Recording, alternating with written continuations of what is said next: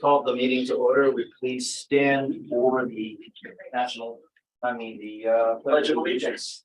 Thank you. I don't know where I did that. I pledge allegiance to the flag of the United States of America, to the republic which is one nation, God, indivisible, with liberty and justice. I'd like to have a moment of silence for the Covenant school shooting victims and also one of the pillars of our community, Ralph Woodmansey, who passed away.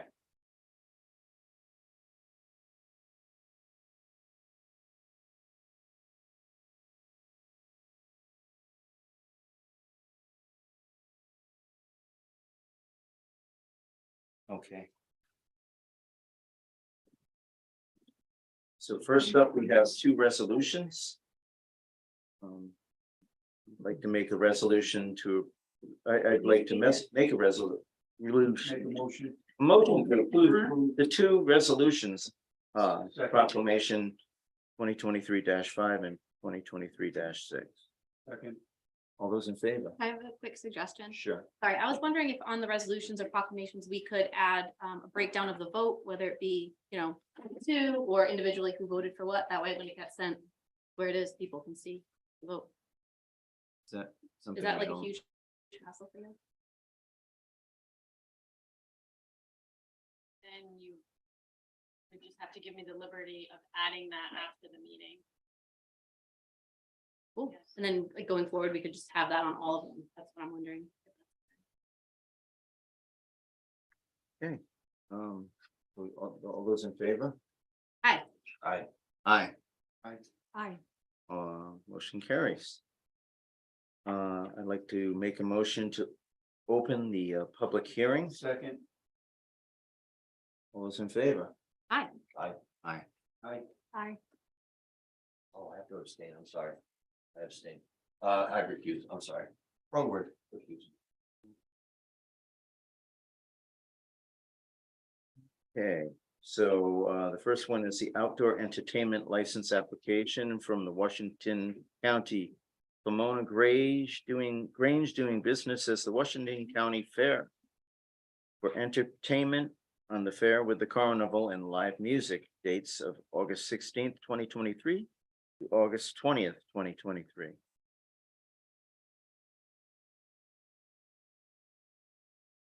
We have some, Yeah, I have no questions. I have no questions. Any Ma'am, Public day? would you please stand up, state your name and where you live? Ruth Barrington, Richmond, Rhode Island.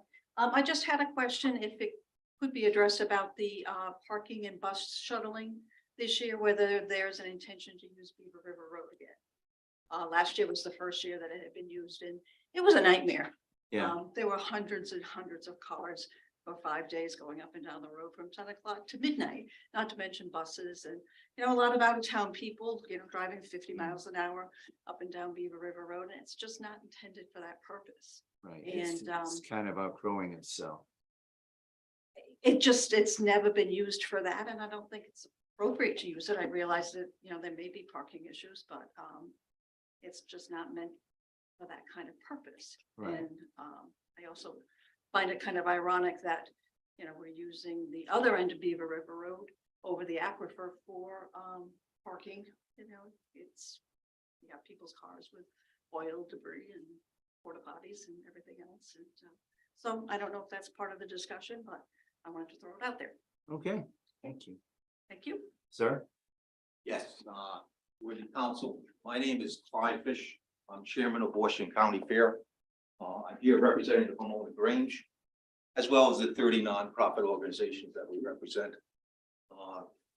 The application is the same application. I've been here before you for 25 years. Right. We are requesting the same waivers, which is A, the number of police, which the police chief sets the number of police. The other waiver is hours of operation. All mechanical events shut off at 11. However, sometimes the ox pull will go a little longer. Sometimes the midway will run a little longer, depending upon the number of people they have in line. And that would only be Friday or Saturday nights, does not run any longer than that. And sometimes the last act on Friday and Saturday go on the stage at 9:30. if they do an encore, there may be people lined up to get autographs. So I'm asking for a waiver of 11 o'clock. Asking for a waiver for on-site camping, which the 4-H kids camp there to take care of the livestock. The carnival people camp there, and some of our volunteers camp there. Yellow waiver is for the fee, which we've always asked for a waiver in the past, seeing we're a nonprofit organization. Concerning off-site parking, we are requesting that we use Beaver River Road again. Not the same side, obviously, because Mr. Stamp is putting in a solar farm. We do have permission to use the opposite side. Again, we only use Beaver Road. We don't start at 7 o'clock.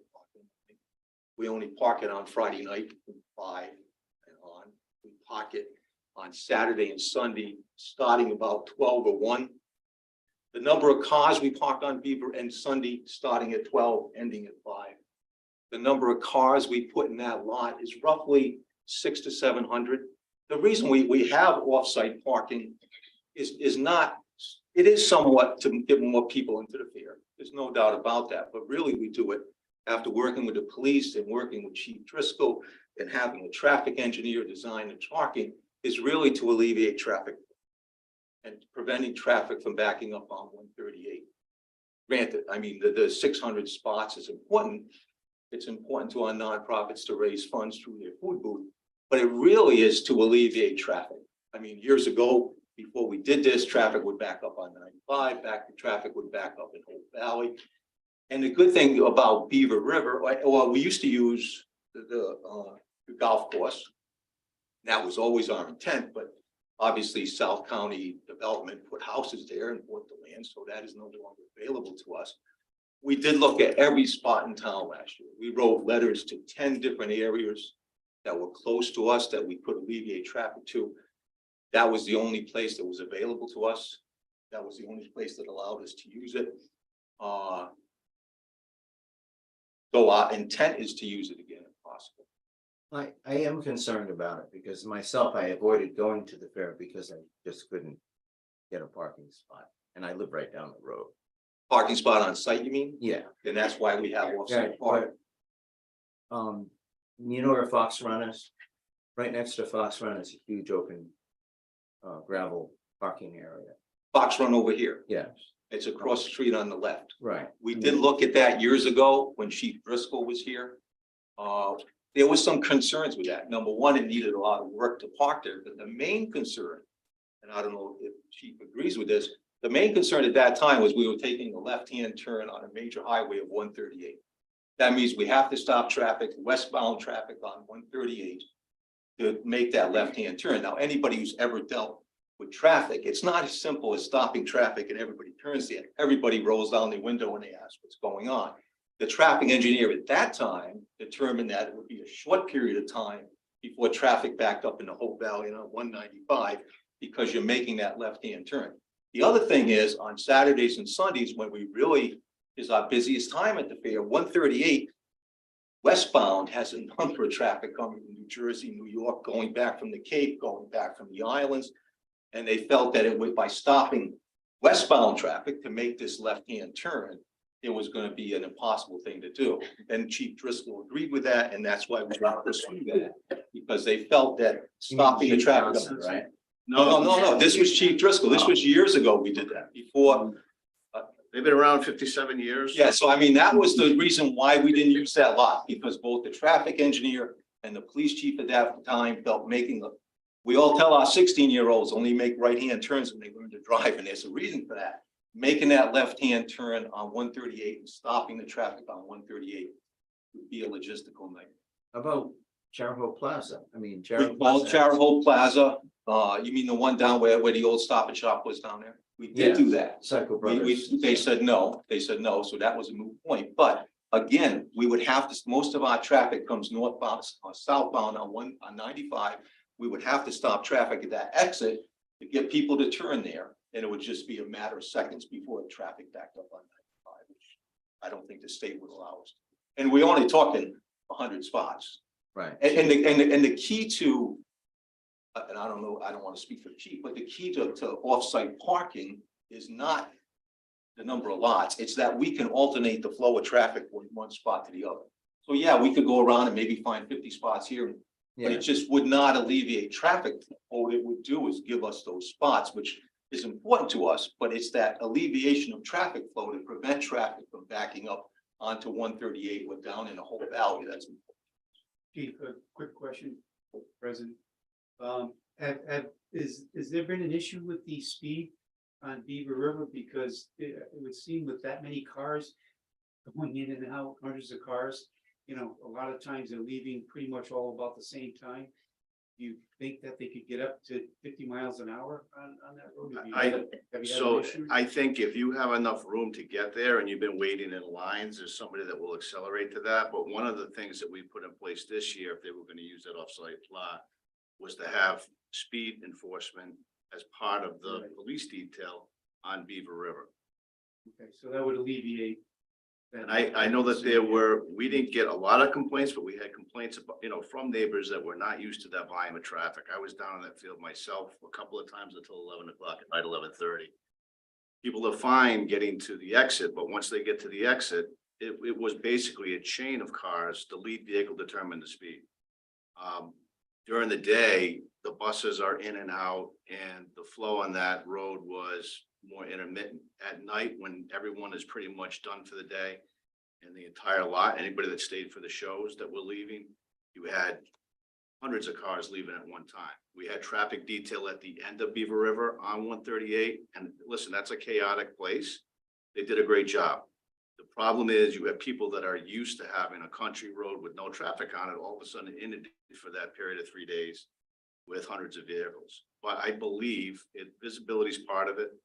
Having regular speed patrols just working being dedicated to that one road is gonna slow people down. Good, I didn't see any fluid spills, porta johns are made to contain fluids. right. I hope to God they're not spilling into the field. I didn't see any stains in the field. And most of the vehicles, they had their families. They're mid to newer vehicles and we didn't have any problems in the lot per se. They had volunteers to help guide We traffic. have security lot. right. We have security.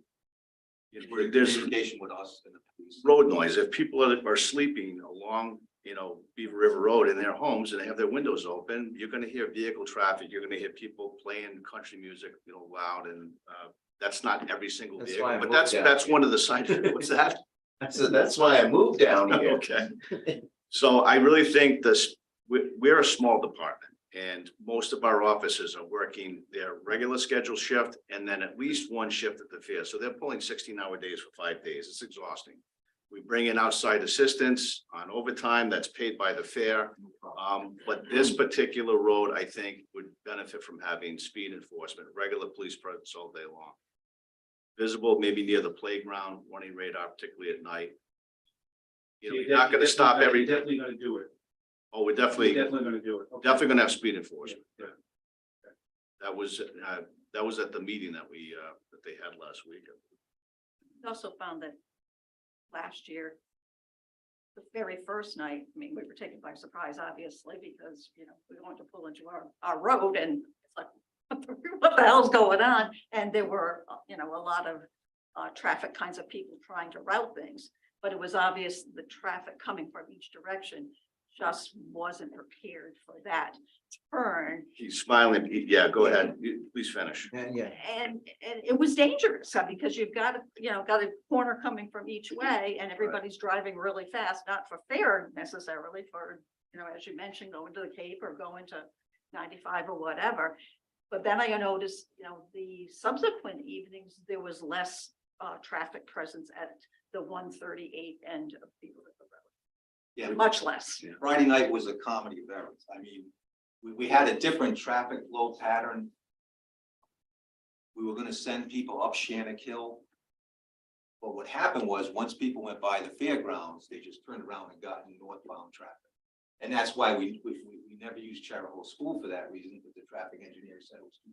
Plus, they couldn't give us enough parking spots anyway, but the traffic engineer felt that they would turn around and get back into traffic.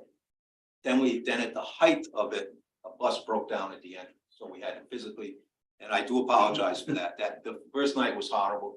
Luckily to the police, we met with them, I think at 7 o'clock Saturday morning.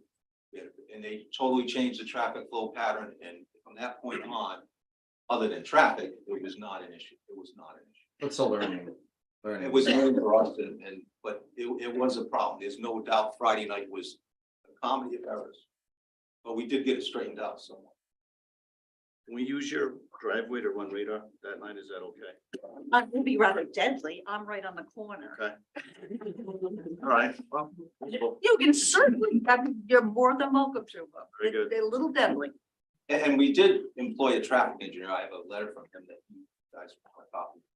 No, And he reviewed it and we employed him last year. I'll give you a copy. He did review it again this year.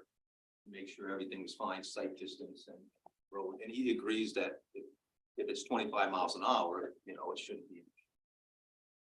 I can tell you, if you're standing on the fog line on that windy 2-lane road that has elevation changes, 35 feels like 60. Right? I mean, speed is speed. We're very good at measuring that. And I'm telling you, it doesn't take a lot to have it feel much faster than And 10 a over. big issue that time of year, I noticed it a lot. We have a lot of bicyclists that use our road. Yes, you do. And they were not safe in any way because the people didn't know the road, they didn't care, they were flying down it, and the bicyclists have nowhere to go. You know, we're talking that time of year, probably 2 or 3 groups of like 20 bicyclists at a time, and there's nowhere for them to go. might be a good idea for them to find somewhere else to Right, ride a route. I mean, it is those 3 days out of 365, and it's not to dismiss or minimize it. It's definitely an inconvenience for people living on that road. Yeah, but they don't know. They're just out for, you know, doing their bicycle ride and all of a sudden they're in the midst of, 50-mile-an-hour traffic on a road that's not meant for it. The only thing, and I know it's 3 days, the only thing I'm requesting, and hope it's okay, I can live without it, I suppose, but Thursday night, we've always had buses on call just in case we needed to open off-site. Right, And I didn't talk to you, chief, but I don't know how the construction's gonna be out here. So I would like that availability. I don't want to open off-site on Thursday night, but I would like that availability to have buses available in case the new construction out here causes traffic to back up on 138. We would have that ability to send them. I don't want to do that because it's Right. gonna cost us money, and I'd rather have them sit there and leave after an hour than run till. right. But that would be, we haven't used buses on a Thursday night, I think, for 3 years, but I was thinking because of the construction. And we do have, we have kind of changed the fare and put bigger acts on Wednesday and Thursday so that we don't have the traffic problem on the weekend. But just in case, I would like that availability if possible, to have the buses there just in case traffic did back up and the police felt that we should open that lot, because it's always their call. So I would like that, if possible, to do that. I don't have to do it, but I think it would be good not knowing what construction's gonna do out here to traffic. DOT has told us that they will not have the construction site. But it will still be open under, during the fair. it'll be dug up and I'm sure people.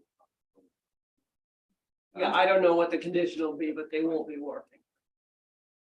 I think they're just moving things. So I don't think it'll affect the road right away.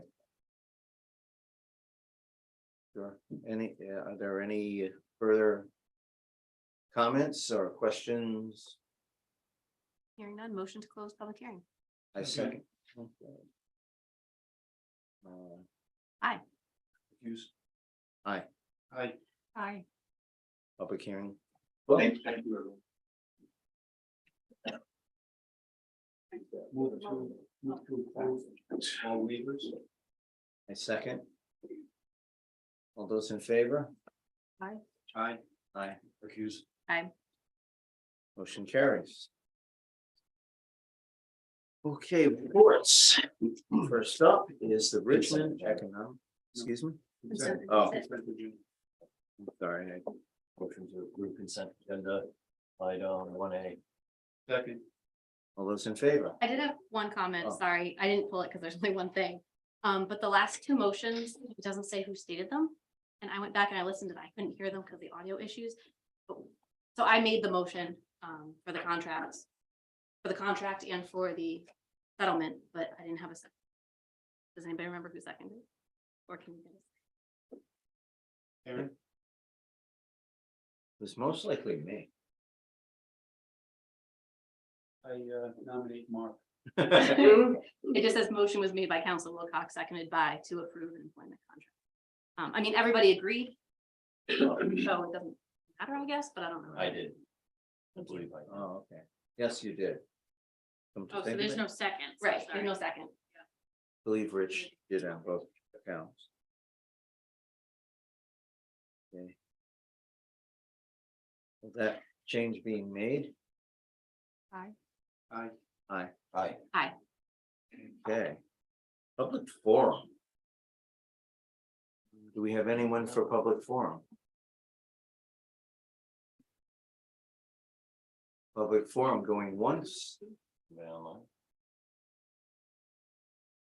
Okay, we move on to reports. And we have the Richmond Economic Development Commission report.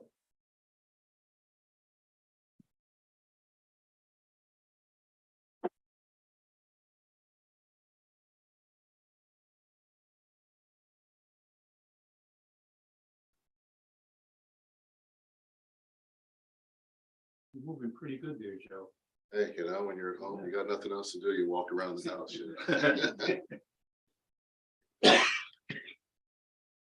Good evening, council. My name is Joe Reddish. I'm a resident of the town of Richmond. I'm also a member of the Economic Development Commission, which will be doing a presentation tonight on really focusing on opening up Richmond for Business campaign and really what we need to do to partner together to kind of move forward to help affect a lot of areas. The agenda tonight, go to the next slide. As I'll go through and I'll introduce all of our team members. We'll talk a little bit about our 2023 mission statement from the EDC. We'll talk about our SWOT plan, which I'll explain a little bit later, and action items and budget requests, and then what the next steps would be. Our goal tonight is really to kind of get a stake in the ground so that we can look forward instead of staying in the past of where we've been. I'd like to introduce our team first to start off with, and they can stand because I think we're all towards the back there sitting together. Brian LeBeau, who's our chair. Myself as vice chair. Dave Woodmansee is our clerk. Louise Densmore is our community member. And Ray Poulot, community member. The one thing I can say about this team, we all have one centralized focus, which is the town of Richmond, is to figure out how do we move forward, how do we focus ourselves as a town to create revenue so that we can offset in the future our residential taxes. And the way to do that, as we've determined, is really through economic development and growth in the town of Richmond. Our mission is to encourage and attract new business. You can go to the next slide, please. To encourage and attract new businesses to locate in Richmond. Richmond is an ideal spot because it's right off the highway. I used to call it when I was on town council, drive-by money. Come in, say hi, open your wallet, leave your money here, then leave and move forward. We also want to promote and provide support to our existing businesses. Keeping in mind when we have empty storefronts and things like that, that doesn't promote business for our existing business because people drive by and say, why will I stop for one store when I can go up the road and stop for many stores? And so those are the things I want you to kind of keep in mind as I walk through the presentation tonight. But critical and most critical in this process is that we work as partners with the town council, the Richmond staff leadership to achieve these goals. And then the last piece we forgot to put on the slide is we got to work with the community to make sure the community is educated on why this is important to them for their bottom line. One of the biggest challenges in our town I've been here 30 years, it was 30 years in March. One of the biggest challenges is to understand the importance of that we have to have revenue to continue our lifestyle in a certain way. And the only way to drive revenue is not to raise taxes, but is to bring in offsetting revenue through business growth in the process. Go to the next slide, please. So as we talk about this, one of the things is we look at strengths, weaknesses, opportunities, and threats. And I'll change the word weaknesses to challenges because I don't like the word weaknesses because it doesn't look, it's not a positive thing. But let's take a look at our strengths as a town. We have an updated comprehensive plan that's been in place for quite a while. It was just recently updated, and I think it's well done. When I was on council, it was well done then. We just updated to bring it forward to the year 2000, now to the year 2023. We have a business-focused council. What that means, though, is we need to all work in conjunction to really focus in on what is it going to take to drive inviting businesses in. So it's going to be a comprehensive look that we need to take a look at all of our departments, all of our areas, all of our opportunities, look at our businesses, see what we're missing, what we need to add. But the other piece, again, and I'll keep reiterating this, is to include community, to ensure that community understands what does it mean to grow business in town. It's great to say we want to stay rural. I want to stay rural too. I live right off of Quarry Trail. It's still rural, but I've seen my taxes go up year after year after year. Well, the fact is, we're not going to stop having people have kids. That's not going to change because we need kids for the future. Our school district has to grow. That's part of the process. The only thing we've never changed in the town of Richmond is our foundation of businesses in the town. We have a lot of empty spaces, which we'll talk about going forward. Our business-focused town council will be a critical piece of that. So I'm hoping that each of you, after we have this conversation today, are going to put a stake in the ground and be totally committed to really looking at what do we need to move forward, what are the steps. That includes all the town leadership in the process. What we are blessed with, I think, now is we finally have a full EDC board, which we've not had one. We've run with 2 to 3 people over the last 3 to 5 years. So somebody would come on, somebody would go off. We never could get our running shoes tied. The running shoes are now tied for this group, and we've already started the process of looking at things. Our available land for business development is good. We have areas already that are available for growth in a centralized spot. So it's not putting a business in the middle of a residential section. It's filling the empty spaces that we have that are already zoned for commercial land use and business and so on. Such as we just opened we have a new pizza shop going in, Twisted Pizza. Everybody says, "Oh my God, another pizza shop." Well, no, it's not another pizza shop. It's another pizza shop with some different selections, which is great. That's great, because we all have different desires and tastes that we have. And then we also have a desire to succeed in achieving these goals. Each of the 5 of us here are volunteers in this town. We're taxpayers, we're community members. We want to see this succeed for our neighbors and for the town leadership.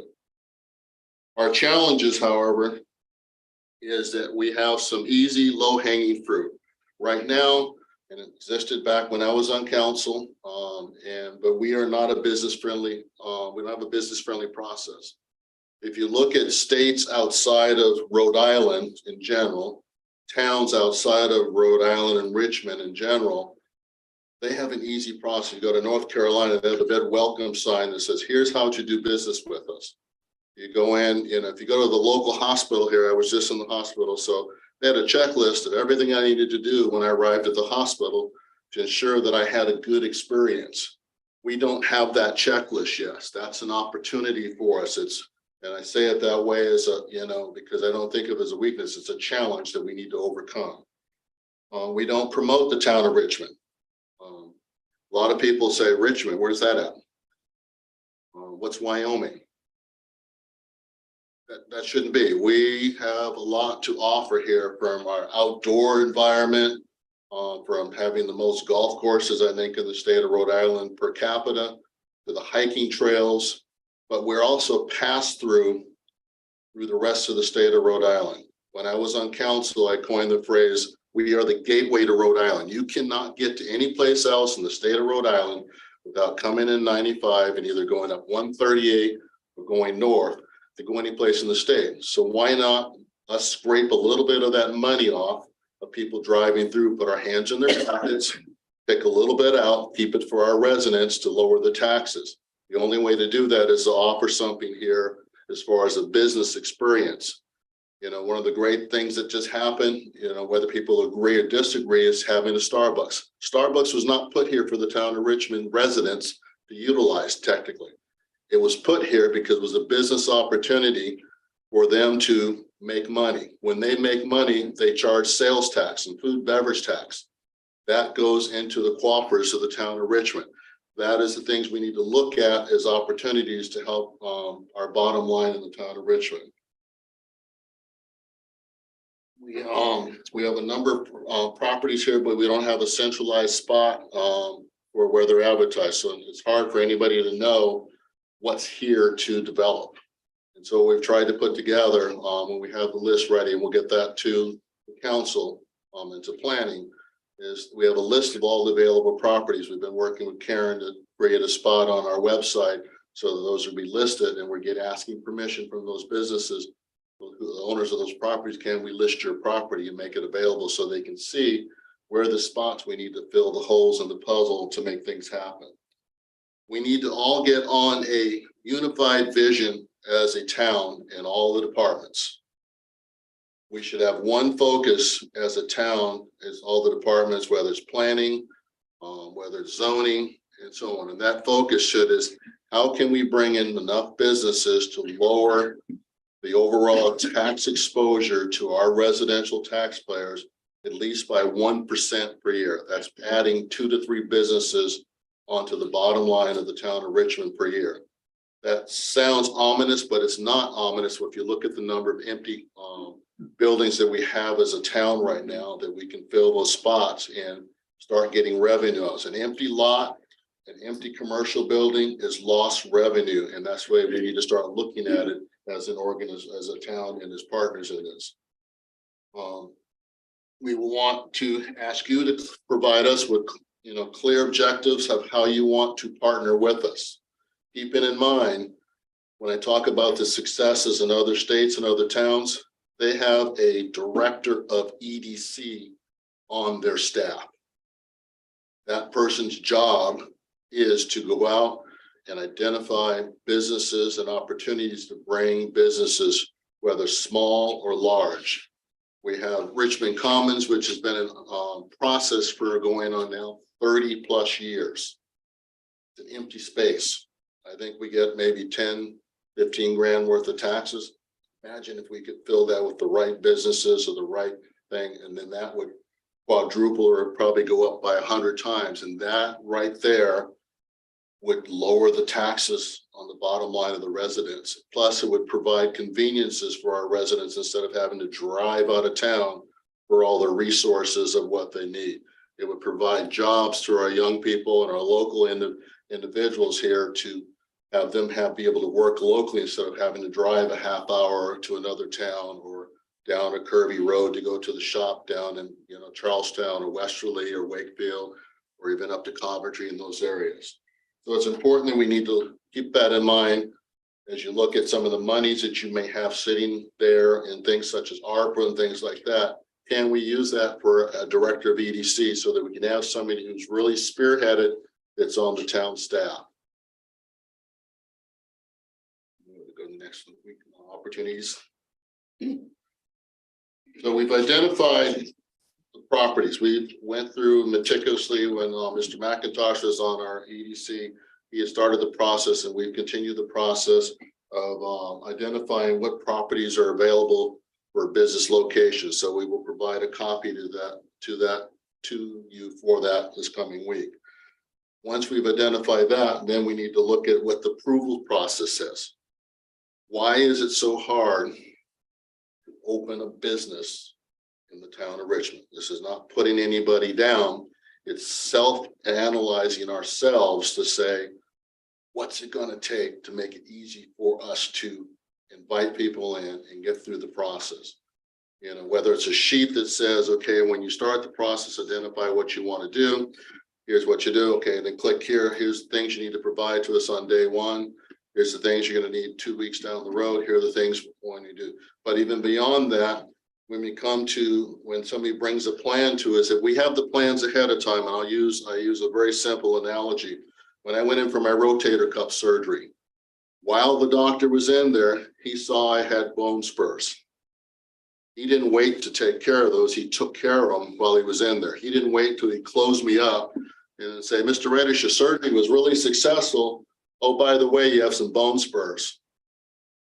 Well, that's how some of our businesses feel, or potential businesses who come into our town feel, is that they get to the starting line, they get down the track, they put out their plan, then they come for approval. And then they say, well, section C, section D, G, and H, well, you needed to cross this T and dot this I and so on. We need to be collaborative in our way we do business going forward. That is how we speed the process up, and I encourage us to self-analyze ourselves to see how can we make that process easier instead of, and make the time valuable for everybody, because I don't think nobody likes to come back multiple times to go over the same thing and miss a T, or, you know, and so on. Again, create an educational awareness campaign. Again, once we get that foundation set, then we can go forward and say we're open for business. The worst thing you can do is to open the doors to say you're open for business and not be ready. So the steps I just talked about before are the things we need to start thinking about of how are we going to get ready to be prepared. So when we say lights on, we have one shot at it, and one really good shot at it. When we do that, we want to make sure that people know, oh my God, Richmond's really open for business. They made the process ready, they made it easier, and so on. Taxpayer awareness. Our taxpayers, as bright as they are not aware of what businesses contribute. We're going to try and put together over the next couple of weeks is we want to take the top 20 businesses who pay taxes in the town. We want to back that off of the tax rolls, and we want to rerun the taxes so people can see what just 20 businesses, how that affects your tax rate. You'd be shocked at how much it will affect our tax rate. Now, if we can add good businesses on the bottom line, then that will prove in the minds of everybody that if we add business, then we can also reduce the tax rate across the board, and what it's costing off our bottom lines of our tax rate that we pay each month. Again, realign the goals of business growth with residential tax stabilization. Okay. By creating a scale over here of business, that helps balance out and hopefully lowers the tax rate for what we're paying as residential. We can't keep trying to get the same amount of money out of, or more money out of the residents at this point. Something has to give, but we also have to educate our residents of, I understand you want rural. Rural is a wonderful thing. However, we have to have certain fundamental things to keep our benefits of where we live in place. Yeah, go to the next slide, please. So some of the opportunities is to go quickly over them. Some of the available properties is Capstone 1 and 2, which is right over Stop and Shop is not fully developed out. The old Stop and Shop, which we all know that Stop and Shop owns the lease on that. The only reason that they still own the lease on that is because we have not, as a town, helped them figure out a way to put something in that is not going to affect them. If we can figure out some other plan, which I'll share something with you in a second, then they won't let go of that lease. The building near Kingstown Road near CVS, which is now Twisted Pizza, that's a success story right there. Richmond Commons being gravel right now. Yes, that hill has to come down, so that's his alternative plan right now, is to get it, so it has to come down at least 60 feet. But we should be working actively with them to figure out who can we get in there, what the plan is. I know the plan is presented many times over for housing and shopping, similar to what's down in Wakefield. It's a beautiful area. It doesn't cause a traffic jam over there.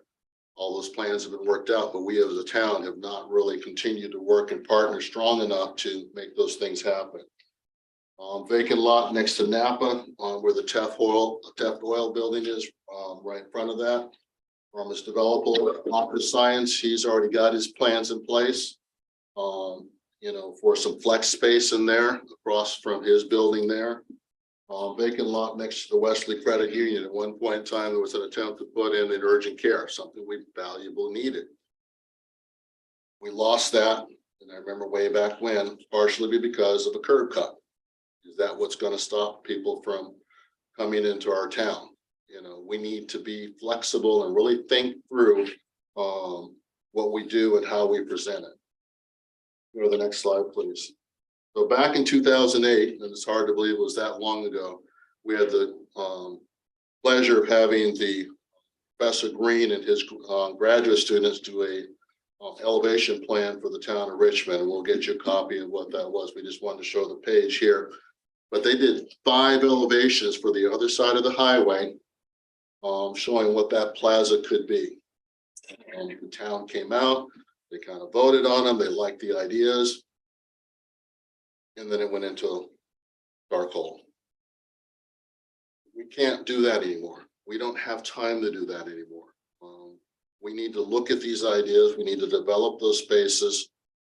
Those are revenue driving spaces, but they're also opportunities for jobs, for individuals, for our young people, for our middle-aged people, some of our older people. But they're local jobs instead of having to spend your gas money to drive out of town to go to work. I would encourage the council, if you've not seen that plan, to, we'll get it to you so you can look at what that looked like. But those are the forward-thinking things that we as a EDC want to work with the council and with the town and with planning to start really putting a stake in the ground to move forward. I mean, Anya Kemp was part of our EDC team. She provided a real valuable tool, which was she created a quick, guide. And go to the next slide, please. She presented just a brochure that could potentially be put at the different locations on the town and the businesses, having all the businesses of what's located and potentially having that on a website. So when somebody comes to Richmond, they could just go click. I want to go to a restaurant. I want a tire store. I want a gas station. I want a hardware store. I want a recreation place. So what are the outdoor places? Larry Casey came up with the coined the phrase back then. That's when we first put the water tower. We thought about making that a big golf ball, and the phrase would be on that play around in Richmond. Well, to promote that, really promoted. We have a lot of golf courses, but it also promoted the outdoorsiness of Richmond. But it really invited people in to come into Richmond and experience what was here at Richmond, and so on. Good news is, the bad news is we let the students vote to paint the color. So it turned out the color it is, but that was a good exercise too, because we included the Richmond students at that time on an exercise of how to vote. So they took a voting machine over, the students had 4 colors to pick from, and that's the color they picked. But now that we see the trees are so high, we wouldn't be able to see that anyway. So, but the idea was there. But if you go to the next slide, it just kind of shows how the layout would have been on the brochure, and how things could look for us. And we have this brochure semi-designed, we can get the input from council and planning and everybody else to see, is this something we want to do? This is a way to really advertise our town and really kind of show who we are and what's available. Plus it also helps promote the local businesses, which is important. You go to the next slide. So threats. Well, our biggest threat, and you as council members, when I was a council member, our EDC has heard it from our community, is increases in property taxes. We just had recent reassessments, so everybody's up in Aurora's. I think the request for reassessments or re-review my tax bills has been high. We don't have a car tax anymore, so we don't have that revenue. But one of the biggest things is educating. So what does the recent reassessment mean? I would encourage the council to figure out how does that reassessment work backwards into what we're going to see as a rate for this year, and how does that affect us? That way people have knowledge, then they have better understanding of what's happening, but then they also understand the importance of what do we need to do to offset it when we go out there to share that message of this is why we need businesses. What kind of businesses would you like to see? I understand you want to stay rural, but the only way, again, there's a common theme here, the only way we're going to reduce taxes is to add some type of businesses into the town of Richmond. Rural versus business growth, we have to coexist. It's the bottom line.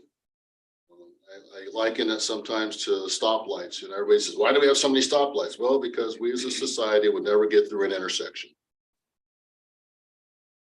So Businesses have to coexist. We cannot survive without businesses. It fundamentally goes hand in hand. Businesses offer jobs. It also has tax revenue. It offsets some of the residential tax exposure. But the biggest threat is if we not having a plan is just poor planning. It's time mistakes, get in the ground and get planted deep so it doesn't get broken off again. It's planted deep and can grow so that we get a plan in place to move forward. So the action items are easy. Are we ready to open for business? Fundamentally, no. Do we have the opportunity to be ready to open for business? Yes, we do. We have some opportunity. I know we have some extra ARPA dollars. Right now, we're trying to figure out what we need to do with $150,000. You know, EDC recommends that we look at maybe an RFP to review and audit our ordinances to make sure that our ordinances are business friendly. Have we ordinance ourselves into a corner to scare businesses away? Or have we ordinance ourselves in a position that we can invite businesses to be here? There has to be a balance that exists there. We did get an estimate of what a cost would be. It'd be between $20,000 and $25,000. We would probably request that the council look hard at that as something that they want to do sooner than later to do an audit. You know, it's okay to check ourselves. But sometimes an outside set of eyes is the best thing to help us see where our opportunities can exist. We recommend overhauling the town's website. Our website has not been overhauled since it was implemented way back when I was on council.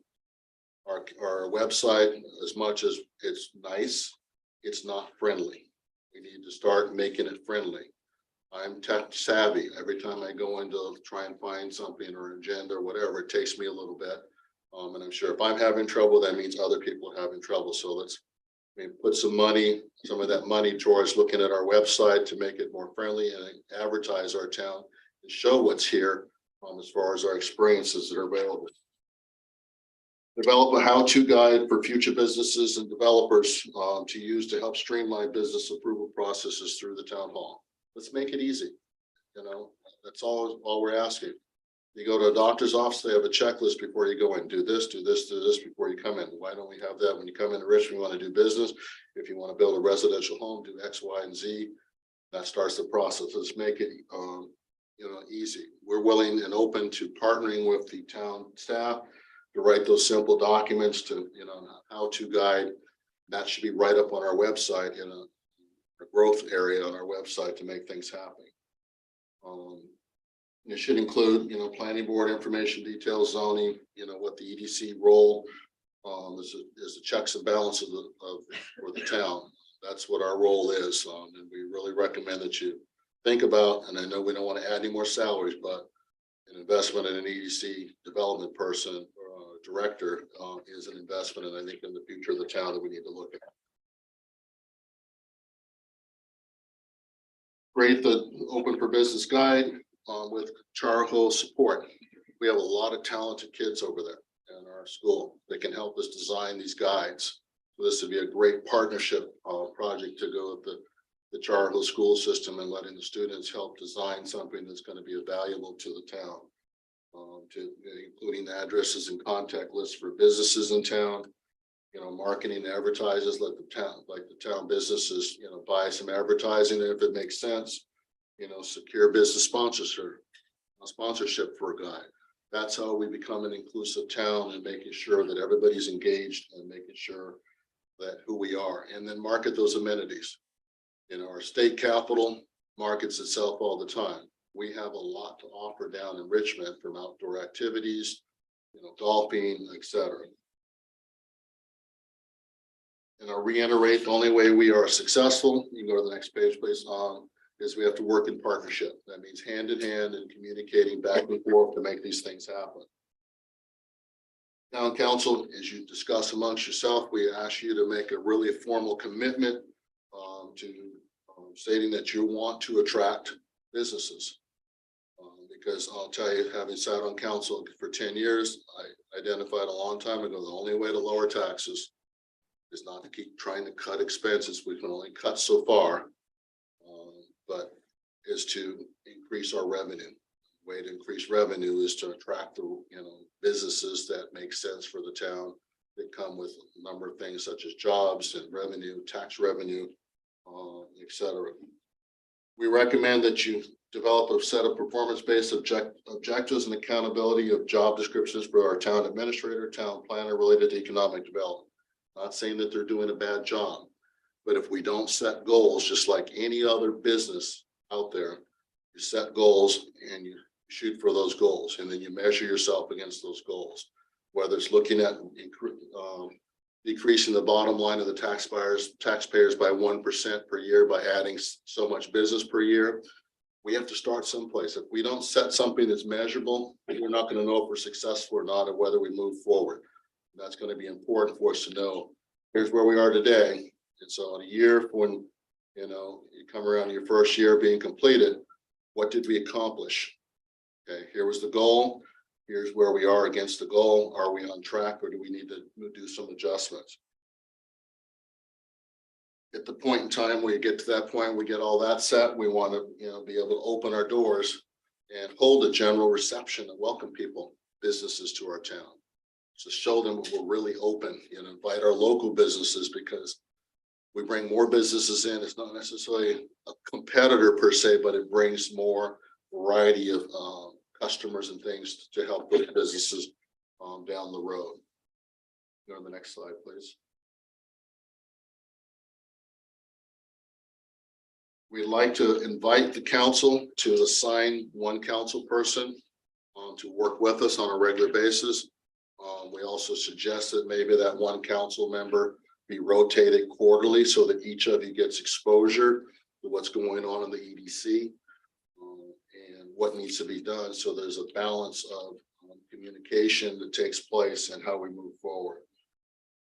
We would like to also suggest that we have a quarterly touch base with council with the EDC, so that we don't lose sight of the goal, that we stay engaged, and that we have a planned engagement, every 90 days or so, to say, hey, here's where we're at, here's the report, here's what we need. What have you guys accomplished? And we're going to be doing that in between, but just to formalize it. And when I say formalize it, that way the community is engaged with what's going on, and now they're aware of why we're doing something, or why you're doing something, and why we're working together to make this happen and understand it. So next steps would be is really for the council to kind of digest the conversation tonight, kind of look at the budget request. I don't think it's a big budget request and what we're asking for, because it's really focused on trying to make an investment in the town's future. Again, put the EDC's proposal on your next agenda so that you guys can discuss it amongst yourself. And then if you have questions for the EDC, reach out to us and we can provide information in between. And then we'd like your feedback on what the next steps would be, where you want us to, what our marching orders are to make this happen. Thank you very much. I really see an important opportunity for us to perhaps hire a person at town hall that's what their focus would be. It would certainly be an investment. We recently hired a human services director to take care of the people that need help in our town. We need to hire somebody that can bring business in, that's their full-time job and not a secondary job or anything like that, that they're fully focused on that. So I look forward to an opportunity to put some of these things on the agenda, and we need to empower the EDC so it's effective and it helps our town. So thank you very much. Thank you. Good plan. I commend your committee. I think you did a great job. And it just seems like you got a great mix of people Yeah, we have on the committee. we have a good group of minds together that listen and challenge each other so that we can get to the best results. So thank you. Good job, guys. Thank you, Joe. Thank you.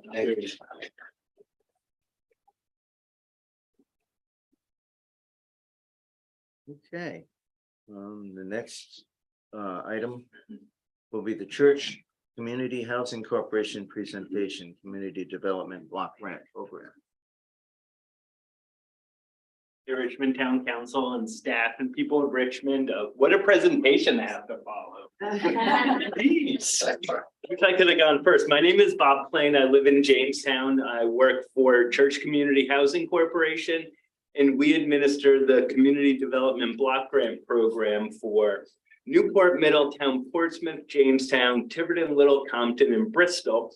And we would be so honored to administer it for the people of Richmond as well. In case we all aren't familiar with Community Development Block Grant, Community Development Block Grant was signed into law by President Gerald Ford. In many ways, it was a retooling of Lyndon Johnson's Great Society, which like allocated millions of dollars to address community blight and poverty across the United States. But what probably won't surprise anyone in Richmond was the federal government didn't really do such a great job of knowing what the people of Richmond and everywhere in America really needed, right? So what a block grant is we have a lot of money, tell us what you do with it, and we'll give you some of it. What President Ford said when he signed it into law, which I think you all might appreciate, is in a very real sense, this bill will help return power from the banks of the Potomac to the people in their own communities. And really that's what it does. So you can really do whatever you want with CDBG money. The only real kind of catch is you have to be able to demonstrate that 51% of the beneficiaries are people of low and moderate income. So if you can do that, you can do anything with it. So what people in Aquidneck Island, where we largely represent, do with it is it funds the social service agencies, it funds homeless shelters, it funds streetscape projects, it funds senior centers, it funds so much of what happens in Newport. So I actually want to push back a little. See, economic development isn't the only way to lower taxes for the people in Richmond. CDBG can help do that in some ways too. How this conversation started is there's an organization called Looking Upwards. Are we familiar with Looking Upwards? Looking Upwards has homes for adults with developmental disabilities, and they have homes all over Southern Rhode Island. They're in Middletown, they're in Newport, they're in Richmond, Charleston, and Westerly. And Looking Upwards does a great job of utilizing CDBG in Newport and Middletown, where we administer the program for those municipalities. But here in Richmond, where they have some facilities, they just can't take advantage of the same federal money because there's no one to really administer the program. And, like you were saying, there's a lot of red tape in government. Like CDBG is a bear and it is hard to administer. And that's where we come in. Church Community has been doing CDBG since pretty much when it started, since the 1970s. We started working with Newport. In the 1980s, we started working with all the other communities in Newport County. In our office, we have more than 70 cumulative years of experience in administering CDBG. There used to be several community development organizations in Rhode Island that did this kind of work. Indeed, Richmond used to take advantage of it.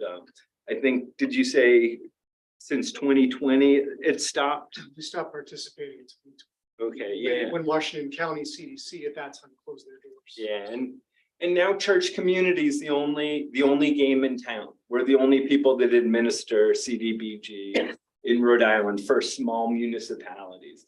The big cities, Providence, Pawtucket, Central Falls, they all have this staff and they work directly with HUD. And then what they call the non-entitlement communities work through the state. So what happens is the federal government allocates money to Rhode Island, and then local communities apply to the state what they want to do. We want to build a new senior center. We're building a new senior center in Portsmouth with some CDBG money. And then the state, it's like a competitive process. You apply to the state and the state awards money. So right now, so last year, I think there was a little more than $10 million that went to the non-entitlement communities, and almost half of it went to the communities that we represent, right? So part of the reason we're here is because we'd love to have your business. And I want to say about that. So in the time that we've administered CDBG for communities, no community has ever paid us a nickel, right? It's always reimbursable, right? So that much, so HUD will pay for our work, right? So, and there are no absolutes with CDBG. So I can't say that Richmond will never have to pay us anything if you hire us to administer your program. But what I can say is none of the communities that we've represented have ever had to pay out of pocket for us. It's always been reimbursed through the state, and that's been reimbursed through HUD. So it's extremely unlikely that this will cost the Richmond taxpayers anything. And I might add that all the good people of Richmond, you're all paying for CDBG. You might as well be taking advantage of it. You know, you're paying for it through your income taxes, but you're not taking advantage of it. All that money is going to Newport and Middletown, all the communities we represent. So if you think it's a good idea for your community, we can take some of those federal dollars and spend it in Richmond.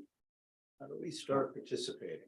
Well, so you'll have to put it out to bid, right? So no one else will probably bid on it, but all the communities that we represent, OHCD, the Office of Housing and Community Development, requires that it goes out to bid. So, but we have a packet from the other communities that we can give you, like a bid packet, and you can kind of use that as a cheat sheet. And then once you put it out to bid, we'll respond to that bid request and you can hire us. We charge $125 an hour. And like I said, it's always been completely reimbursed. Some of these towns that you already work with as a council, could you give us some contact? Oh, absolutely, in numbers, so absolutely. that way, as a council, we could Yeah, individually call. we would love that. Yeah. Discuss what you're, basically what you do, Yes, and if they're happy with what you're doing, and with the overall, opportunities for the towns, you know what I mean, are. And we'd be super proud to do that. It's generally planners and town managers that we work with. But like I'll send Sean all the contact information that he can handle, and everyone loves working with us. We've never, I make Sean's life easier. Is that true, Sean? It's 100% true. And just to maybe add to Bob's comments, so a lot of civic organizations, nonprofit organizations rely upon that type of funding source to carry on their own programs, whether it's for housing, whether it's for social services, et cetera, et cetera. The town is a partnering agency working on behalf of the presence of those nonprofits in that community. So in the example that Bob gave for looking upwards, just to give you an example, they had the last project that they did in Richmond had to do with a kitchen remodel. So they asked basically the town to endorse or sponsor their bid to use CDBG monies for them to complete that kitchen renovation. We went through a public hearing process in order to do that a few years ago. And then once an organization like Looking Upwards or other entities out there get that approval, it's in effect their order to proceed with working through, in our particular case, it was Washington County CDC, to work through the procurement process and the securing of those funds to be used, with the administration money being written into the grant, so it falls on the shoulders of that third-party administrator. In that case, it was Washington County CDC. If we were to use it, an agency like Church Community Housing or another competitive bidder, the overhead of the grant administration would be through the grant funds that would be funneled in through the program. So to Bob's point, it's not paying out of pocket for anything. It's basically the cost of the administration is written into the grant for whichever project it is. Why did we stop?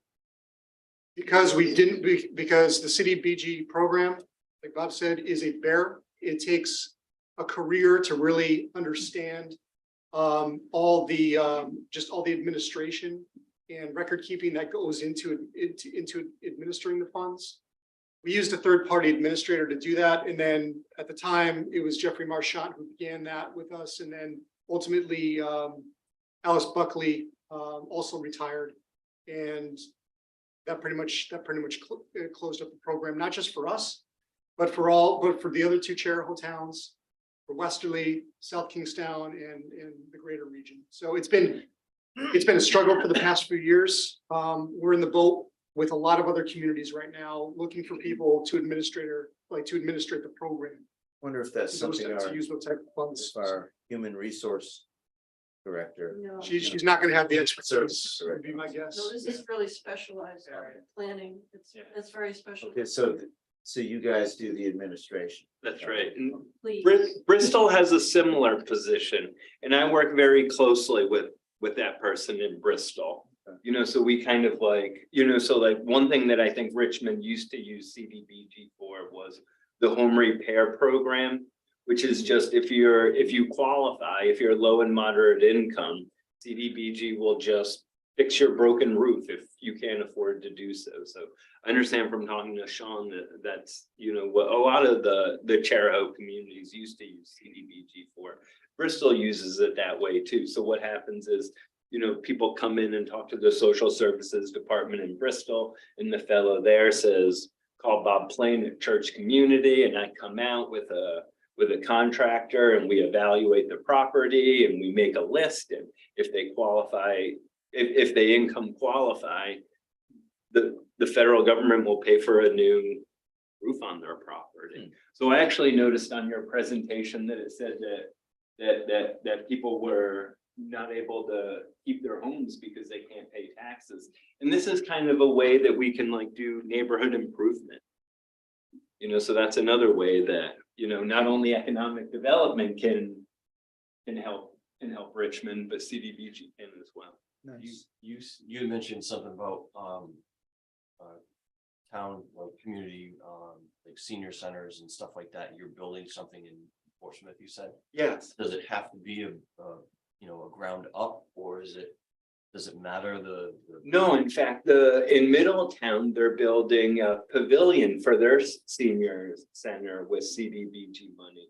In Newport, where it's like one of the old historic homes in Newport that is their senior center, and they're using CDBG to, you know, rewire the entire building to the tune of like, if I remember correctly, I think it's something like $600,000 it's going to cost to rewire the building, that if they didn't have this money, the taxpayers of Newport would have to pay it, but instead the taxpayers of the United States are doing that for Newport. and what's my train of thought? I apologize. You said a building. Yeah, no, that's there. It's more of it just ghosted my brain. It'll come back when we're all done. And I'll reach out to Sean and he'll reach out to you. Or I'll leave you my card. Yeah, that would be great. Thank you. Do you work with nonprofits too, where you allocate money to those organizations that will help people in the town to better distribute, say, foodstuffs and whatnot? Not quite. We do work with many nonprofits, but we don't get involved on that level. What we do is we really do the administration part of it. So the nonprofits do that, right?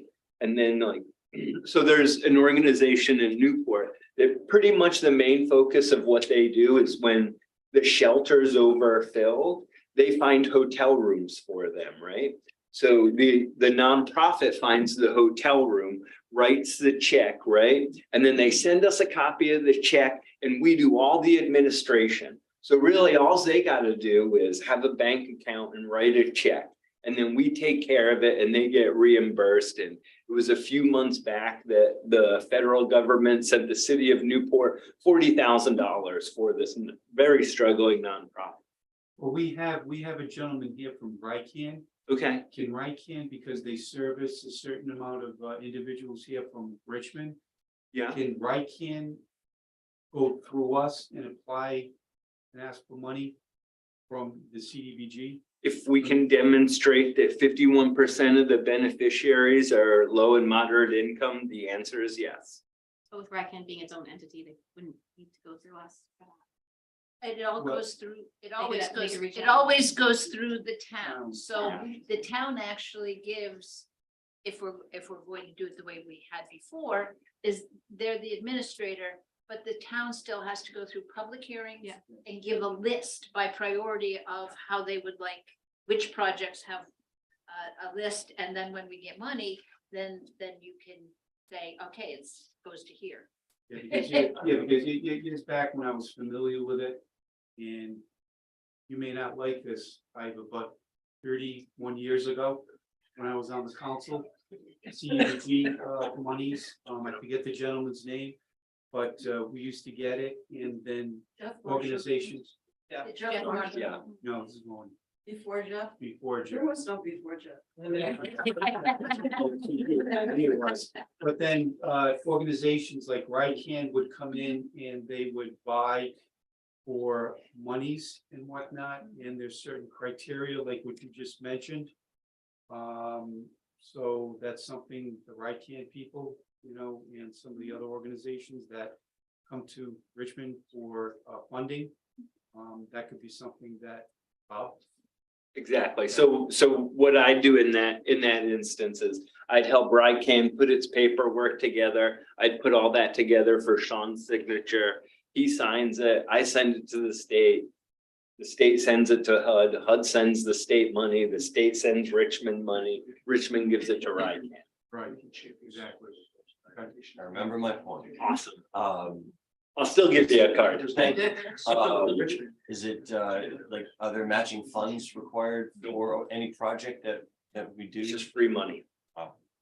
We've Thank you. been waiting for an administrator to come to our door. Cool. You came to our door? You came to our door. Yeah, actually, Sean came to me. Actually, Sean came to me. Before you leave, so. Another nice benefit too is that, you know, there's obviously, you know, the individual nonprofits that work to help our population in this area. A lot of money that can be secured through CDBG is for infrastructure, right? So if you can demonstrate that, you know, sidewalks or water service can, you know, is benefiting 51% of the population that qualify for low and moderate income. That's a project, right? And it goes beyond just the individual nonprofits, but they could truly be town projects. So. Bob, a town our size, typically, what could we look forward to in terms of monies? 500,000 for a town this size, 800,000, and $1 million. So I think Tiverton's probably comparable. So Tiverton always has a contract with us. And Tiverton doesn't often use CDBG. So I definitely want to manage expectations here. Like the CDBG process is competitive. And it might be that, you know, like you hire us and we sign a contract and RICAN puts together an application and it doesn't get selected. But then the people of Richmond aren't out any money. We haven't paid anything, you know, like you won't pay us anything. So you're not guaranteed to get an award because you hire us. It is competitive. Typically a range though. So let's see, so Bristol this year got, I think, $1.8 million. And about 600,000 of that is for streetscape projects like Sean was talking about. They're just fixing the roads.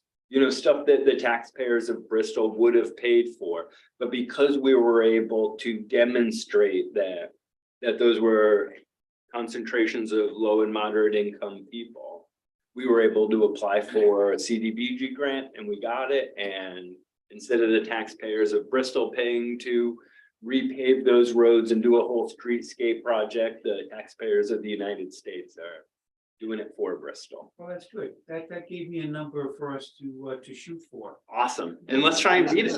Absolutely. So if have a plan and we'd like to help people to renovate their homes. Yeah. New roofs, Yeah. making them look better. Yeah, Those could all be projects. yeah, It could that's help the right. whole town, but especially the people who live in those houses. That's But, right. I mean, being surrounded by things that look pretty makes everybody happier. Yeah, yeah. And I'll tell you, I was in Bristol today where we signed a contract and a woman who hasn't had plumbing in her house. She's now gonna have a shower and a flushing toilet. Can't believe in today's day and age that somebody would have a house without plumbing. Right, yeah. It's amazing. Bob, if you wouldn't mind, you can leave probably about 1,000 of your cars. It'd be my great pleasure. Thank you very much. Yeah. Thank you for your time and for all you do. Okay, are we able to vote on that? We don't have any.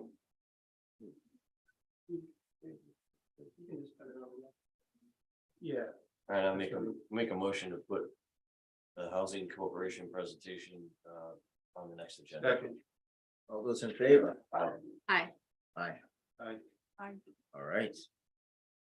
All right, now we have the town administrator's report. Yeah, and I'll be quick, and because I just have two quick things. First is, we posted a RFP for playground equipment at Beaver River. The equipment over there is very old. I think it goes back to 2000. And it's starting to get to a point where Scott's actually gonna take some of it down, which I know some people might not be happy about, but unfortunately, it's gotten to a point where some of it's unsafe. Yeah, So we did put out an RFP. There is 20,000 in capital projects already set aside for this, and there's 20,000 that the council's already approved in ARPA funding for this. So the RFP basically said, we have $40,000. We know we have to have a safety surface under all of it, but other than that, come look at it, tell us what you recommend. So we got proposals in. Actually only one proposal in from O'Brien and Sons. So they're from Massachusetts. They've done a lot of work in this area. They've worked in Richmond before, but they've also worked in other Rhode Island communities. And so they gave us a proposal basically that will encompass what's pictured in the packet here. This little play structure, plus all the safety surfacing, is basically what we can get for that.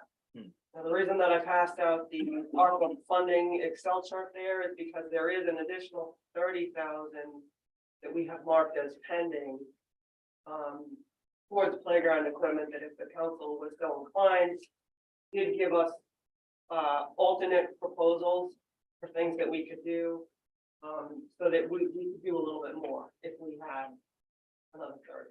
so the what? So there wasn't one Rhode Island company that Nope.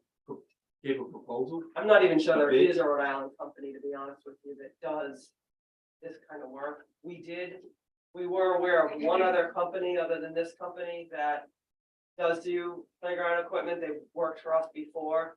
We did send them a link to the bid when it came out, and they didn't respond. So you only got one Right. response back. Yeah. Move to approve a second.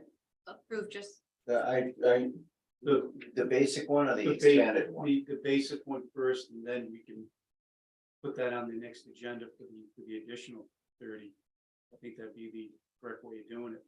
I mean, I think the way it's written, you could vote on that now, but if you're not sure, I'm fine with waiting. But I think the way the memo was written, you could certainly vote to allocate the additional 30 if you want So to. for the full 70 right now? All right, I make a motion to approve the full 70,000. second, All those in- Aye.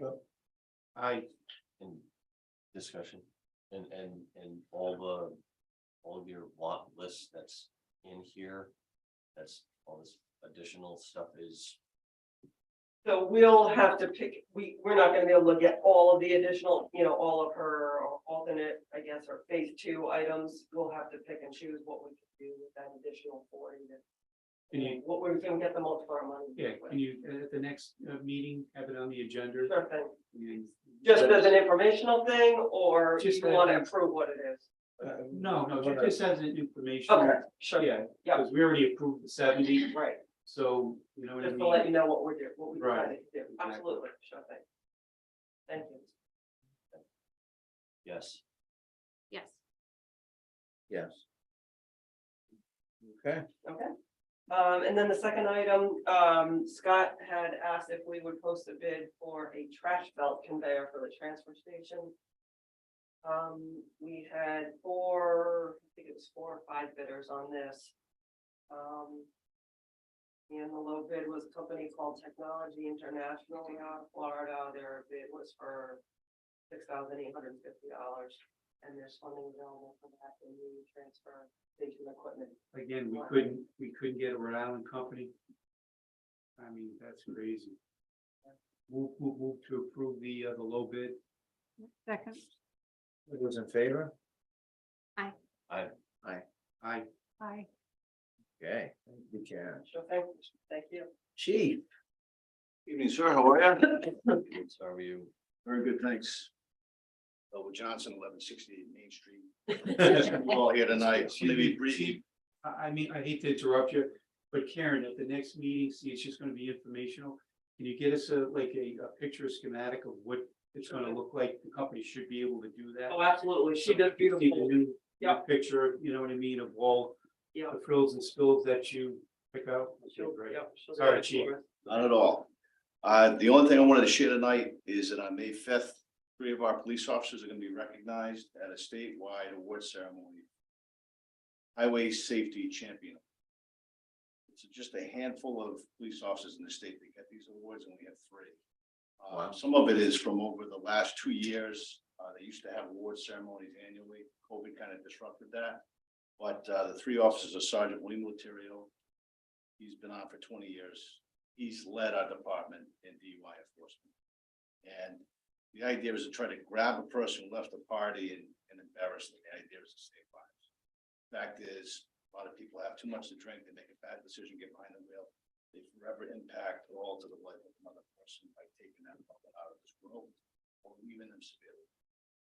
The other 2 are Officer Ryan Donahue, who's been on for 9 years, and Officer Anthony Mayo. So I'll report back on that when we have the ceremony, but I just think it's great that you have 3 of your very own get recognized by the state. It'd be May 5th. excellent. Congratulations. Thank you. This gentleman gave a great presentation. I just said one thing. You know, the applause is for that. It's their work. Thank you. Chief, Sure. how many years have you been on the job now? State Police 24 and here 12 and a half. 12.5. Yeah, So I guess you've been a great mentor to your men. thank you, sir. Yeah. Yeah, they are great to work with. They really care about the community. Well, every time I see one of them in a police cruiser driving by, you always got a smile on their face, so that tells a lot. You must be seeing them at different times than I am. Serious, but Me, as the owner of several high-performance vehicles, I usually see other types of. Got a new silver Corvette. thank you for the I'll heads tell you up. guys, watch out, yeah. Very good. So, next up is our town planner, Sean Lacy. Good evening, councilors. Evening, sir. So just a couple of things that I just want to report back on. So first, including your packet materials, I have submitted my monthly report for the month of March. So just giving you just a broad summary on what I've been working on this past month with my team. If you have any questions, I'd be happy to answer those.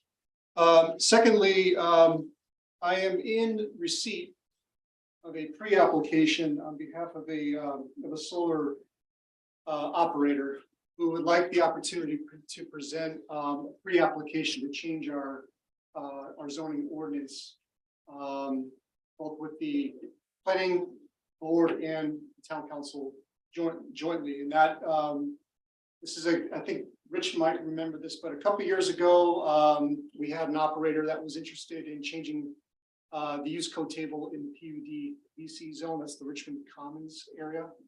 to allow solar energy system use in that area. That ultimately failed. It was voted down. The same operator is. Who was that, Sean? It was Blue Wave Solar, Blue Wave Solar. a couple years ago. They're interested in revisiting the topic with the new council, but they would also like to maybe review that with all town officials, including the planning board, since they also have a role in this as well. So if that's something you're amenable to, I would probably suggest that we set a joint workshop, both with the council and the planning board, to give the operator the opportunity to present the concept. And it's conversational, it's a pre-application, there's no formal action that would need to be taken that night. But it would give them an opportunity to. Good, Present it. I look forward to it because that project initially a couple of years ago, from what I hear, would have brought in about $225,000 a year for the town. Yeah, I think I might even ask maybe Carmen to be with us at that evening as well, just to get a better sense of the revenue discussion. But Same plot of land. yes, same parcel, same, I would say the same zone, right? Same zone. So the zone generally of PUDVC, mostly Richmond Commons, about 300 acres total. So that's the area that we're talking about along Route 138.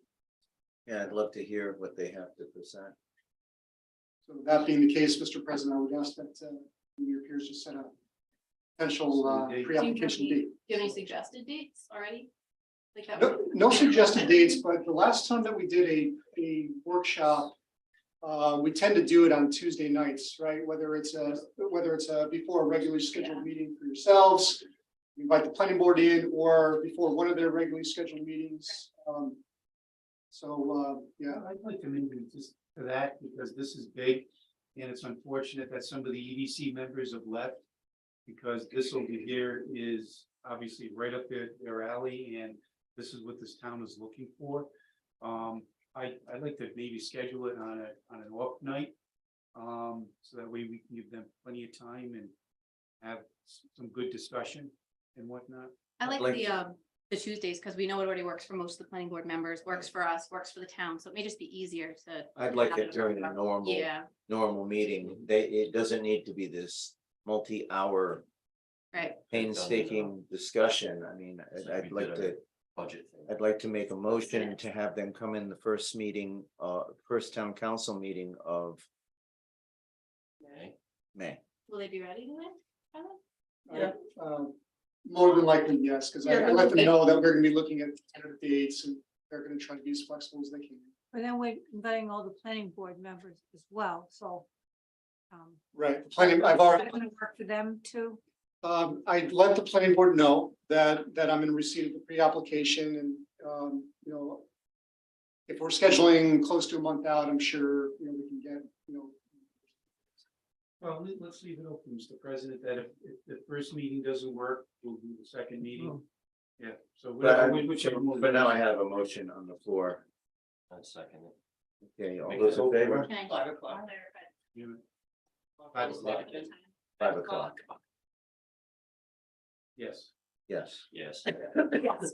And thank you, Sean, for taking the initiative to schedule a joint meeting and for keeping the communication with them, because I know you said they reached out in October. I think the new council would be up for it.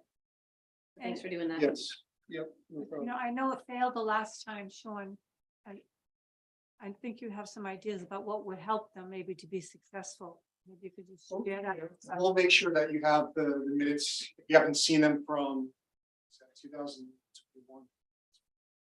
I think it was I 20. did watch the video. It's interesting. Yeah. I think it was 20, because the date 20 was on. And the- I've been talking to their lawyer. I have other cases with her. We got on the topic and we've been talking about why it failed the last, and she might want to do this. Okay, good. That's what I wanted. And the tax laws have changed. So and Carmen can go over that. You're not gonna get the dollar that you think you're gonna get, Right, yeah, it's gonna go down. just so you know. I mean, You're Save it not. for the meeting. my first blush, Yeah. my first blush view on solar is I would rather have an active business there bringing money into the town and not a passive solar field, but I'm happy to hear what they have to say. Yeah. Listen, thank you. Thank you, Sean. Thank you. Next is Carmen LaBelle. Go get it. I don't want to. Really have. I just got your back. Okay, thank you. So my name's Carmen, I'm the tax assessor. I need to say all this stuff right here? No. Okay.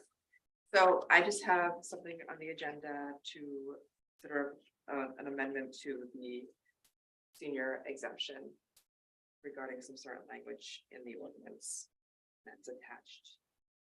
Yeah, that was what we had discussed at that workshop. This is Different. It's different. This is regarding the mobile homes. Yep.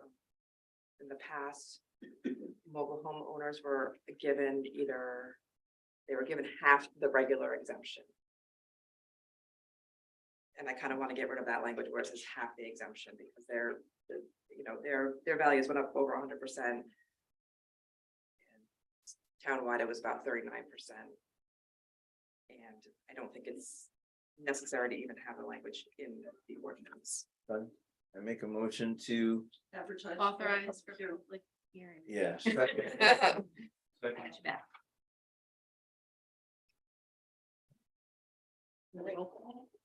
All those in- Aye. Aye. Aye. Aye. Thank you. Thank you. That was- It wasn't so bad, thank you. Right, appointments and resignations. Request of Jennifer R. Pasqualini for reappointment to the So dog, moved. Second. for the reappointment to the Dog Park Committee with a term expiring January 31st, 2025. So moved. Aye. Aye. Aye, Aye. Aye. excellent. Welcome back. Unfinished business, request of Councilor Calsanti regarding the town priorities for economic development. The EDC presentation given by Joe kind of touched on quite a bit. What I'd like to do is actually, I will be in touch with Aaron to put some specifics on getting them some money and whatnot. So I want to hold off on discussing that because I really can't. So we'll put it on the next agenda. We will discuss some specifics, and the specifics will be on the agenda. So is that a motion to move it to the next meeting? Yes. Okay, I second that. All those in favor? Aye. Aye. Aye. Yeah. Yeah, Okay. would be nice to just have more information and move this along though, because it's like. the Yeah, fourth that's why agenda. I mentioned that there'll be very specific items. So it won't be the same item. It'll be like a new, so we're not motioning to move it to the next agenda. It'll be What we actually want to do is just not have it at all, and then you're gonna create new items that absolutely. are more specific. Okay. Absolutely. All right, new business is the request from RICAN for consideration and authorization to change the opera proposal.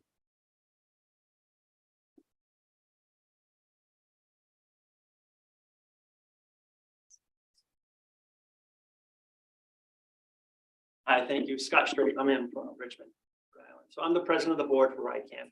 You have the letter in front of you. The gist of it, though, is that it's unfortunate I'm even standing here talking to you about this because we were grateful to receive the allocation of ARPA funds for solar panels through extensive discovery with contractors and such.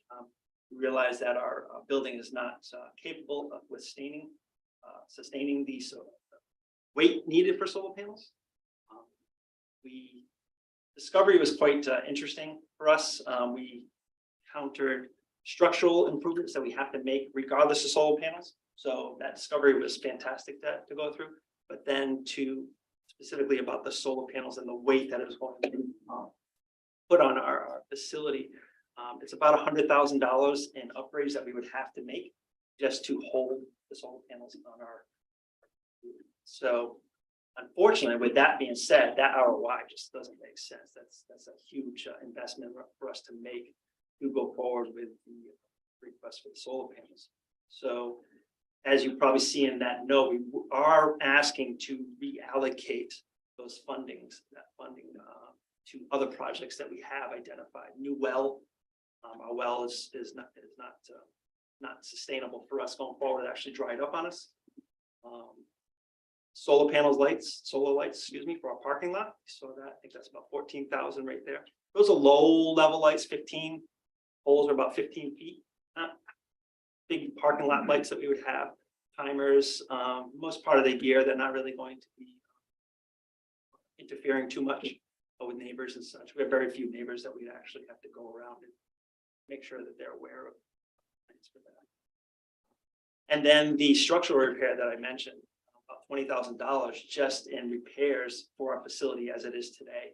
Big part of that is putting in a new support beam from the ground floor up. That will disrupt operation, but make the facility a little bit safer. So. Scott, have you ever presented your financials to the town? We have our 990 available online. Okay. I believe they were presented during the request back in August, I believe is when we had that. Yeah. So is this request something that we could use the church company to fund? The, Oh, CDBG, Yes. Yeah. maybe. I don't want to I don't want to miss this is not a new request. It was a modification of an existing request that was approved previously, like I said, I think August, September or something last year. Right, but So if the- we could get somebody else to pay for it, I prefer that. They're asking for less money, just different projects. Yes, yes. Yeah. The total, I think, was 80,000 even. 7 something. Yeah, so now we're backing that down to, I think it's 48. 34. Oh, no, wait, 48. 48. I think 48. it's 48.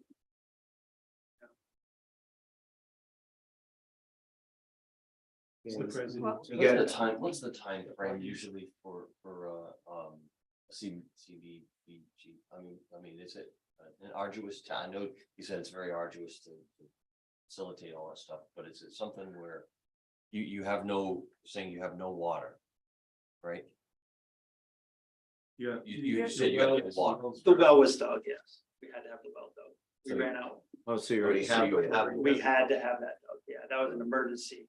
We ran dry and we got the Hoxie in there since we. So, and Sean, is it possible to to be able to get funding for a project that was done? No. No. Has to be a project that they do. Planned. The rest of them haven't been, Okay. have the rest of them been done already? No, not at all, not at all. The well, yeah, we couldn't wait. We had to move forward naturally. You know, we also have a tenant in that building. So we acted on that very quickly. Yeah. Well, I'd like to see us working with. Nature's just too good, I know. Well, how about something where you need the 14,000 to do your parking lot, right? How about if you put an application in for that, because it can be done. And it can run through that program, right? It's not an urgent matter. It isn't an urgent matter, right? Right, correct. Actually, I just, we have somebody else that wants to speak and I just wanted to, Wouldn't we finish this conversation Finish our first? conversation. yeah. That's why I was Bob, saying, finish. Yeah, excuse me. that's why I was saying, wait, please. Go. I'm sorry, go ahead. May I? Laura. So before we go along that route, since I'm sorry, I forgot. Bob Hartman. Hi, Bob. I'm sorry, Bob, I thought you left. I apologize. So Bob, what is the time frame of the awarding of CDBG? I know there's a certain month and then you. Yeah, do the so they're public just hearing. about to open the competitive round and we wouldn't be able to sign up in time to do that. So the earliest we'd be able to work with Richmond would be for next program year, So it'd be a year from now. Yeah, yeah. Oh, okay. yeah. I think, if I'm not mistaken too, I think there's some contingency, so we're one, I think of probably that's several towns in the area that I think are kicking the tires, so to speak, in working with Bob and his team. But I think for church community housing, I think it's a question of economies of scale. So the more communities they pick up and more projects that become available, it obviously serves their needs as much as it does ours in this area. So, I think if there's enough buy-in, I think regionally, I think they probably would be inclined to respond to a RFP, if I'm not mistaken. Correct. So, So- But it's a year from now that we would start the CDBG process Right. to incorporate Well, them. we have an urgent need now and we have no money available through the CDBG until next year, so. Did you have something to I add? did. My name is Bob Hartman. I'm the treasurer of Rycan. I'm a Richmond resident. These things need to be done now. We already did our well last week. The building structure, we've been looking at it. We have cracks in the trusses. We had an engineer come in, looked at that, said we need to put in a steel beam, fix the structure. Okay, the lights in the parking lot, and because we've been working on this, trying to get funds for so long, that it's becoming light now, so we probably don't need that until September of next year. But these projects are all necessities. We're only asking for $48,000. You already vetted us, Mike. We gave the financials to the finance board last year. We also gave it to them this year as part of the financial budget process. So they have all those numbers. The last council gave us the $80,000. We can't use it for solar. We tried to. So all we're trying to do is repurpose $48,000 of that. We can't wait until CBD for 1 year now. Yeah, We need this I know funding that. now. It's unfortunate. It would like to go that way, but it's just not possible. So I think, Rycan does a lot for the community. You guys just hired a new wellness person here. Human services. She's working to do things that Rycan is already doing. So if you want to have Rycan around for the next 20 years, we need to do some of these things now. We can't wait. So, and the other last thing is, how many organizations want to give money back to the town? And that's what we're trying to. No, I'm not denying the necessity or the urgency of anything. It's just when something that is brand new, and Bob brings it back after 3 years of being dormant, you go, oh, hold on a second, wait, it's how we learn. It was a good question, because I had no idea that We're took a year. just discussing it, and, hey, look, maybe we could pull a rabbit out of the hat, but obviously, Bob, one, you're Bob two. One said that, no, we can't get into the program until basically the next fiscal year. So that'll give us, time to think about it, and, time for you guys to get in place what you need to do for next year. So what I'd like to do is make a motion to be able to. Before we make any motions, I'd like to Okay. hear what Louise has to say. Okay, I'm sorry. Thank you, Bob. Hi, Louise Dinsmore, Richmond. Thank you for your contributions to the folks here from RICAN. I just want to mention that from a grant perspective purpose, and I know I'm supposed to be speaking to the council, but I also wanted to let RICAN know that the Champlin Foundation has rounds of grants that are open twice a year for capital needs. So that this might not be something that I know you have an immediate need, but the next round of grant applications for Champlin opens on June 1st. So if you have any other capital needs for RICAN, I would strongly encourage you to apply to Champlin. And then the Horace A. Kimball Foundation is a local foundation that grants money in South County. So if you haven't taken advantage of the Kimball Foundation, they love to give money to projects like this as well. Thank you. Thank you. Any other public comments or online? Make a motion to have RICAN have the ability to reallocate the 48,000 to their extreme needs at this point in juncture. And we'll be getting a check back from you folks for 32,000. I don't think they got the money to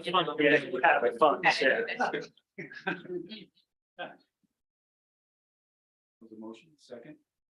Second, Okay, discussion. I'm looking at the needs, and the $20,000 for their structural repairs is definitely a need. The $14,000 for their well is a definite need. The lighting in the parking lot, I'm not feeling that that's something that we should pay for. So my thought would be to allocate them the 34,000, which would cover their well and their structural needs. And I was gonna champion the same thing, because that's, like you said, the lights, you're not gonna look at it until next September. And in that interim, you might be able to put in for some of the grants that Ms. Dinsmore mentioned, so, I would like to see that, I mean, it would, So the 34,000. so the 34,000. So you wanna All right, to amend, If Mike is amenable to amend his. I amend the motion to let them reallocate 34,000 for the two projects, for the steel beam and for the well. I second that. All those in favor? Aye. Aye. Aye. Aye. Aye. Good. Excellent. That's great. We get a lot of great input here tonight. Thank you. I gotta Thank commend you. Everybody. Thank you.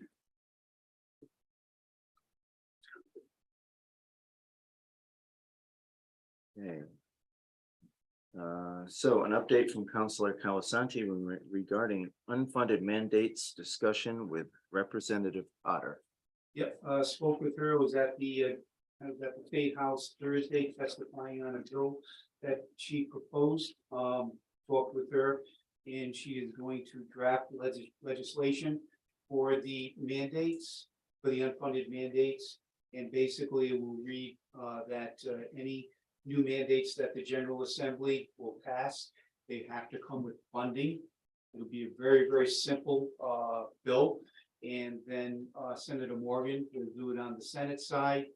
And once that legislation is drafted, then what we could do is, I think it was Samantha Wilcox, Councilor Wilcox, suggested that we send out resolutions to the other 39 cities and towns to let them know.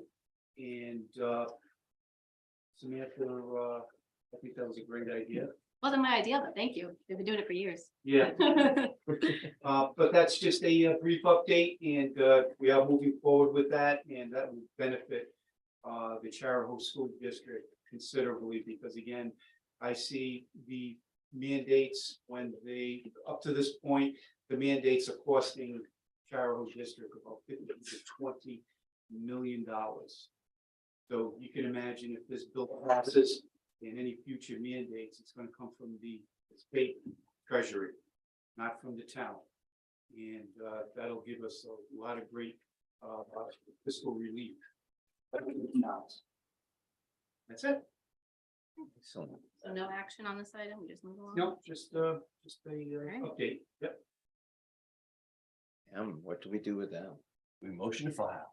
Can I pull M1C? Sorry, I get all excited. And I want to pull M2A. Yeah, so we'll be on the next You say one. 1C, Yes, please. 2. Motion Move to approve or file all the communications. 1A, B, D, E. Second. Nice. All those in favor? Aye. Aye. Aye. Aye. Now comes the motion to adjourn. All You those wanna in- talk about it? No, we gotta The next agenda, right? put them on the next agenda. Oh, you put them on the next. Yeah. Isn't that what we're supposed to do? That's what it Yes. says. Did you? So one Yeah, C, yeah. 1C and 2A will be on the next town council agenda. Second. Those in favor? Aye. Aye. Aye. Aye. Aye. Motion to adjourn. Second. Motion to adjourn. We love that. I love it. Roll call. Yeah, aye. Aye.